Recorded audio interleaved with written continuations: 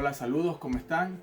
Bueno, en la videoclase que vamos a desarrollar hoy, vamos a estudiar brevemente lo que son los antecedentes del registro civil. Espero que les guste la clase. Recuerden dar like al video, suscribirse al canal de YouTube las personas que no se han suscrito. Bueno, y muchas gracias por apoyarme. Entonces, sin perder más tiempo, comencemos la videoclase.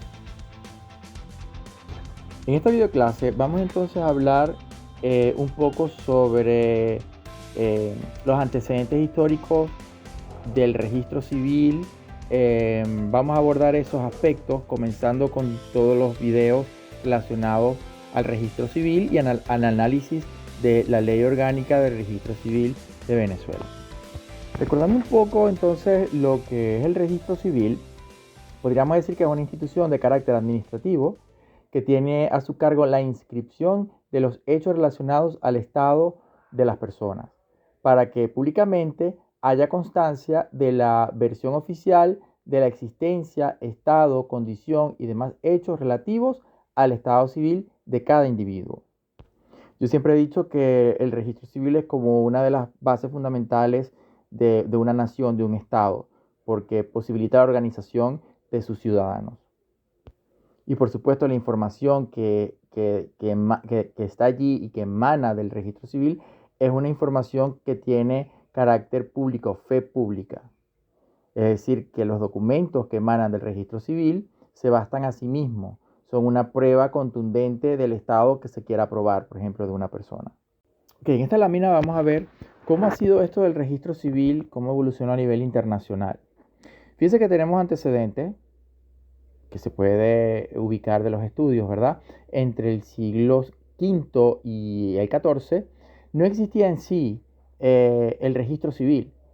Se usaban pues, medios probatorios ordinarios y declaración de testigos para probar que existía un matrimonio o que se había muerto alguien, que había nacido alguien. Es decir, no había esa formalidad como tal, pues, ¿no? No estaba organizado. Pero luego tenemos este otro periodo entre el siglo XIV y el siglo XV, que comienza la organización de los registros civiles de los sacerdotes católicos, de los bautismos, matrimonios, defunciones, y esto fue muy importante. O sea que solamente se llevaba este registro por parte de las autoridades eclesiásticas católicas para los católicos, es decir, de otras religiones no llevaban esta organización y solamente estaba organizado era estos aspectos para los católicos, pero fue algo que marcó un antecedente importante para lo que es la creación del registro del Estado Civil del Estado, ¿no? Fíjense que en el siglo XV, la Iglesia Católica, cuando ve que esto ha sido de gran conveniencia de tener esta organización, crea normas de la Iglesia Católica para las autoridades eclesiásticas para la elaboración y gestión de estos registros. Es decir, se organiza aún mucho más desde el punto de vista de la Iglesia Católica. Pero posteriormente, en 1803, el registro civil se hace obligatorio respecto al Código de Napoleón. Es decir, el Estado, en este caso el Estado francés, que marca pauta, ¿verdad? Con respecto a la evolución también de lo que es el registro civil, el Estado se da cuenta que esta organización que lleva la Iglesia Católica es muy importante y que el Estado debe tener un registro como pero que sea del Estado, que no sea de la Iglesia Católica. Es decir, el Estado ve la necesidad de crear un registro civil propio del Estado para llevar esta organización de lo que son los matrimonios, defunciones, bautismos y tener esa organización de la sociedad. Por eso que con este antecedente del Código de Napoleón de Francia, en 1837 se crea el puesto de registrador general para que supervise la labor de los registradores civiles locales en las zonas parroquiales. ¿Por qué? Porque además se dieron cuenta que era necesario desconcentrar, descentralizar, para que el registro sea accesible a lo que es los ciudadanos.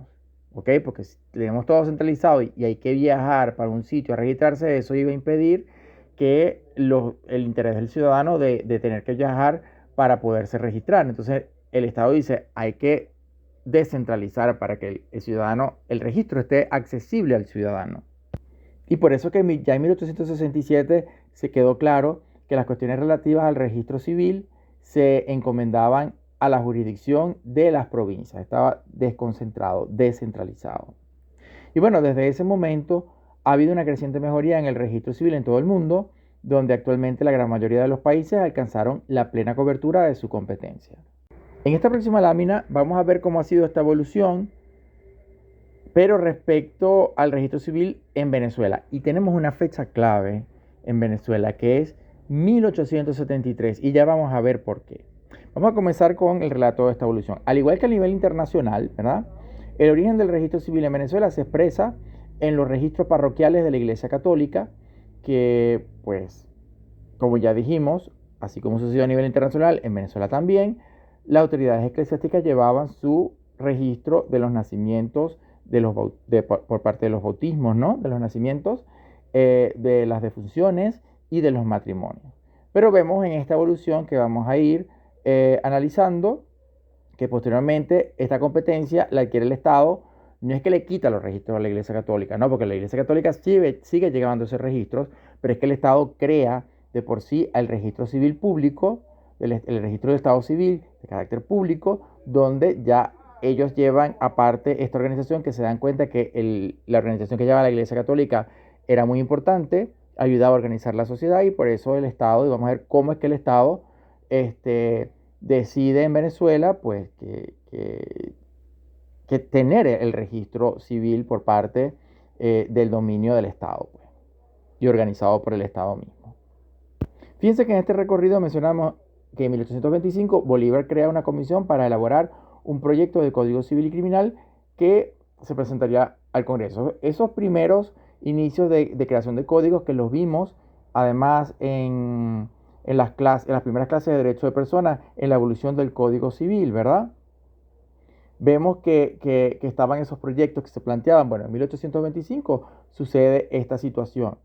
Y ya para 1826, cuando, bueno, si se hacen estas comisiones y se empiezan los estudios, se dan cuenta que la parte del registro civil, y teniendo el antecedente de los registros católicos, se empiezan a dar cuenta en estos estudios que es necesario el tema del registro civil como un factor fundamental o base fundamental en una sociedad.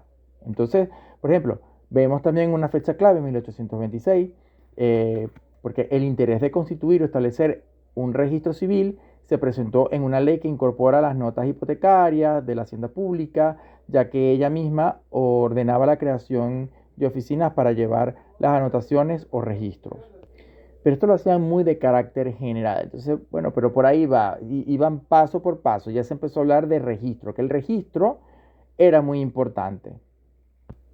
Entonces luego, en 1835, se regula y sistematiza el registro público civil, un registro público general, y se dividen los protocolos por áreas. Se elimina el registrador principal y los subalternos, etc., ¿no? Para la fecha acontecieron esas situaciones. Estas reformas se mantienen hasta el año 1874 y que originaron que en este proceso, por ejemplo, en 1836 se crean las oficinas de registro público, una oficina principal en cada capital y provincia y una oficina subalterna ubicada en la parroquia. Es decir, se empiezan como a descentralizar, ¿ves? Lo mismo que pasó internacionalmente para que el registro fuera accesible al ciudadano.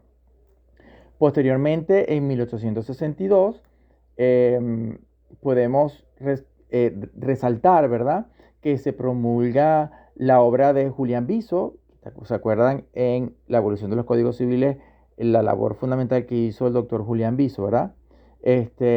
Porque él en este código de 1862 utilizó como base el código de Napoleón, que vemos este código francés, el código de Napoleón, que tuvo mucha influencia en la creación de este código 1862 y en lo que forma parte también del Código Civil venezolano. Pues.